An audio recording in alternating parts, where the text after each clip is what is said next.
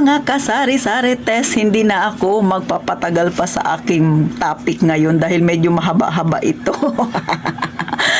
Syempre, ito ay request ng ating isang viewers. Ate Tin, sabi niya, magkano ba ang ginastos ko raw sa pag-renew ng permit? Bagamat ito ay natapik ko na, pero dahil malakas ka kay Ate Tintin, at syempre, lahat kayo ay malakas sa akin, abay, sasagutin ko yan ng bonggang-bongga.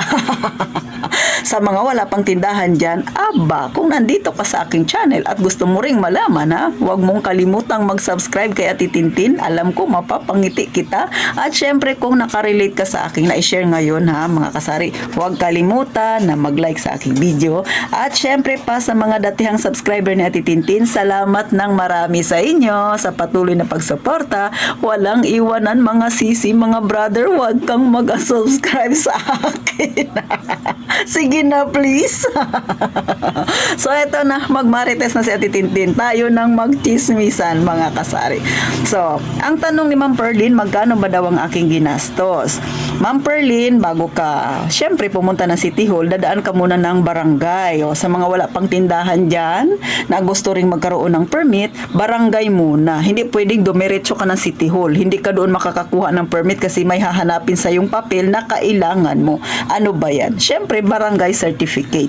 O, pagpunta ng barangay, meron kang sedula na babayaran at meron kang barangay certificate bago ka pumunta ng City Hall. O, yung babayaran sa barangay, depende po yan sa barangay ninyo. Dito sa amin, nasa 300 halos ang babayaran plus yung sedula. Depende rin yan sa mag-i-interview sa inyo kung magkano ang babayaran mo, mga kasari. So, nasa sayo na yan kung paano mo sasagutin ang mga tanong nila. Next, pagka nasa City Hall na kayo, syempre, yung assessment, yan yung maghahatol sa inyo kung magkano yung inyong babayaran. Bakit? Kasi yung sa City Hall, sa may department, sa may assessment department, tatanong-tanungin ka niyan. So, depende rin yan kung malaki ba ang tindahan mo, maraming laman ba yan, may alak ka ba, may sigarilyo ka ba, may bigas ka ba. Pag lahat yan ay check, sigurado ko sa'yo, lahat din ay malaki ang babayaran mo, mga kasari. So, ito yan, info ko na yan sa inyo. Kaya bahala kayo magsagot dyan, Pero syempre, meron na akong binigay na trivia sa inyo.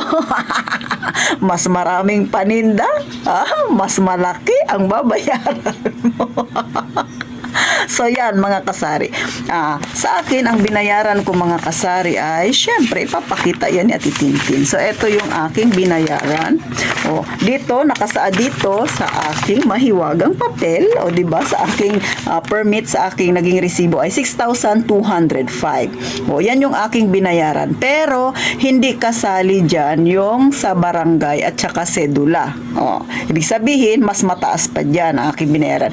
Next, syempre may DTI pa tayo at may bayarin din sa DTI. Si DTI naman ay parang 3 taon yata yun babayaran mo. Parang nagbayad ako ng 200 ba yun? 200. So hindi ko na matandaan. Basta ganon. Pero parang good for 3 years na yata yun, mga kasari. So eto info ulit sa mga wala pang permit dyan. Pagka kayo ay kukuha na ng sari-sari store permit, make sure dumaan ka muna kay DTI. Bakit? Kasi yung pangalan ng tindahan mo, dapat wala yang kaparehas dyan sa inyong barangay. Pagka may napili kang pangalan at may kaparehas yan sa barangay ninyo, hindi yan mauukihan. Maghahanap ka pa ulit ng ibang pangalan. Kasi yung tindahan natin, parang pinaka-landmark nila yan.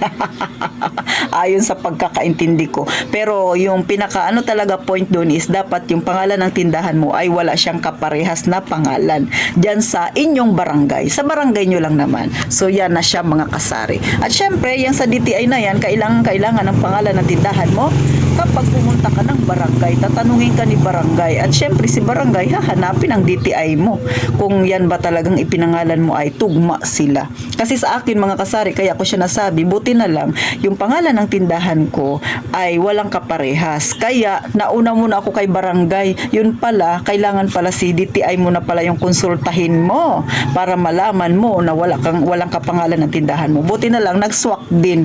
Wala rin talagang kaparehas yung aking pangalan ng aking tindahan dito sa aming lugar, sa aming barangay. Kaya okay na kaagad. So kay DTI may babayaran pa kayo, ha mga kasari. Pero itong binayaran ko na 6,205, depende ulit sa City Hall nyo yan. Kasi dito may babayaran ka pang fire.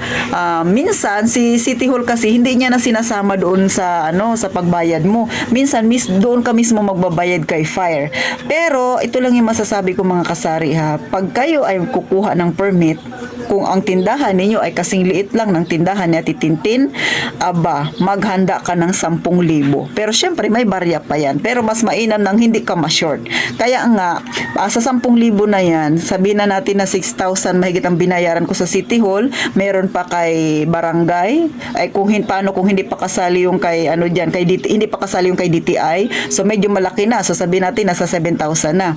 Ang kaso, kailangan mo ring magbayad sa SSS. So sa SSS, 3 buwan ang hinihingi niya na advance payment mo para makakuha ka ng SSS certificate. O di ba? Talagang matalino ang gobyerno. Hindi magpalugi. So, bakit ko nasabi? Kasi nakalagay yan dito sa Charan! Ayan, dapat yan, kumpletuhin mo yan. Yan yung mga nakalagay dyan na dapat tatapusin mo pagkukuha ka ng permit. No? Ikaw ba ay may mga lupa? Dapat bayaran mo ang tax. So, ganyan kahigpit dito sa amin sa lungsod ng Puerto Princesa City. Lahat ng mga ari-arian mo, magbabayad ka talaga. May mga check-check kasi yan. At meron din niyang hinihingi na mga certificate. Maging sa, kung ikaw ay may lupa, pag may nakapangalan lupa sa'yo, bago ka issue ng certificate, titingnan pa yan nila kung nagbabayad ka ba ng tax bago ka ma-issuehan. So, si tindahan na negosyo, marami yang hinihingi kapag ikaw ay legal. Hindi yan basta-basta nagtayo ka lang dyan, tapos kukuha ka ng permit. Hindi ganon. Kailangan legal lahat ng iyong mga ari-arian para ma-issuehan ka rin ng certificate kasi kailangan din yan ng iyong tindahan. Pero yung iba, hindi naman nila kinukuha. Kaya lang, may kaya na naman si Ate Tintin. Dahil meron niyang random inspection bigla sa inyong lugar. Paano kung naswertihan ka at wala kang maipakita na certificate? Sa pag-renew mo sa susunod, meron ka ng multa. Kaya yan ha. Ito ay base sa experience ko mga kasari ha. Hindi ko sinasabi na yung policy namin dito ay kagaya rin dyan ng sa inyo. Siyempre magkakaiba tayo ng lugar. Pero sa amin ay ganun. Kasi si City Hall, bigla-bigla yan nagkakaroon niya ng inspection ng walang pasabi. Kaya kung naswertihan kang inspeksyonin at yung hinahanap nilang papel sa'yo ay hindi mo may pakita, sa totoo lang ha, pag nangyari yan, alam mo nang mangyayari pag nag-renew ka ng permit ha, meron kang babayaran kasi meron kang multa. Kaya yung mga papel-papel na mga ganito, ha, info lang ulit mga kasama, mga kasari, dapat naka-display yan sa iyong tindahan. So, yung nakikita nyo na yan sa taas ng aking tindahan, mga papel-papel yan yung aking mga permit na pinaserox ko at isinabit ko dyan sa taas. At syempre, yung original, naka-display din siya, nakalagay lang siya sa folder. At higit sa lahat, nakikita nyo ba yan? Yung plato-plato na yan, yan yung aking number ng permit. So, dapat display din yan sa harapan ng tindahan, ha? Para pag nag-inspection si City Hall, kitang-kita niya yan na ikaw talaga ay totoong legal na nagninegosyo. So, yan ang aking payo, buhat sa inyong Ate Tintin para syempre iwas multa tayo mga kasari. Kasi pag namultahan ka, pera na naman yan mga kasari ko. So, yun po mga kasari. Kaya si Ate Tintin, pagpasok pa lang ng taon, January pa lang, nag-aalkansya na ako. Naghahanda ako ng 10,000 pesos taon-taon. Kita nyo naman ang tindahan ko, napakaliit niyan, pero 10,000 yan, inaalkansya ko yan para hindi ako mahirapan. Kasi, ang isang taon ay binubuo ng 356 days, mga kasari. So, kung mag-aalkansya ka ng 2020, nasa mahigit 7,000 din yan. Pero, syempre, dahil 10,000 yung iniipon na titintin, minsan sobra pa sa 20 yung aking hinuhulog. May 50, may 100, para mas malaki yung pera na aking bitbit kapag pupunta ako ng City Hall. Mas maganda na yung hindi ako maghahagilap ng ipambabayad ko. At saka mga kasari, meron pang ibang babayaran dyan. Meron pa yung x-ray na hinahanap si City Hall. O di ba? Hindi pa yan kasama. Si x-ray dito sa amin ay 300 pesos. So hindi ko alam next year kung magtataas sila. O x-ray kasama yan mga kasari. Meron na yan na bago magpirma yung doktor doon sa permit na yan na hinahanap nila. Aba, dapat meron kang x-ray. Kaya yung paglalakad ng ng ating store permit, medyo inaabot ako ng 3 araw. Kung siseryosohin ko siya, 2 araw lang. Pero kasi yung x-ray, saglit lang naman. Pero yung pag-release kasi ng x-ray ay kinabukasan pa. Kaya panibagong balik ka na naman ng City Hall. Kaya ganun mga kasari. Kaya sa mga may tindahan dyan, gaya ng lagi kong sinasabi, maging maingat sa inyong pera. Kasi nga pagdating ng January, kapag nag-renew kayo ng permit, marami tayong bayarin. Kaya dapat ganun na ganun ka sa paghawak ng pera mga kasari ha. So yan, trivia lang yan at titintin yung mga yan para hindi kayo nagugulat kung magkano ang inyong babayaran kapag kayo ay mayroong maliit na tindahan. So hanggang dito na lang. Salamat Ma'am Perlin sa iyong pag-request sa akin. Sa totoo lang ay nagawan ko na to ng vlog, pero syempre ito talaga ay medyo nag-shortcut ako, pero ipinapakita ko sa inyo mas maraming trivia ang ibinigay ni si Ate Tintin sa inyo ha. Pero atin-atin lang to ha.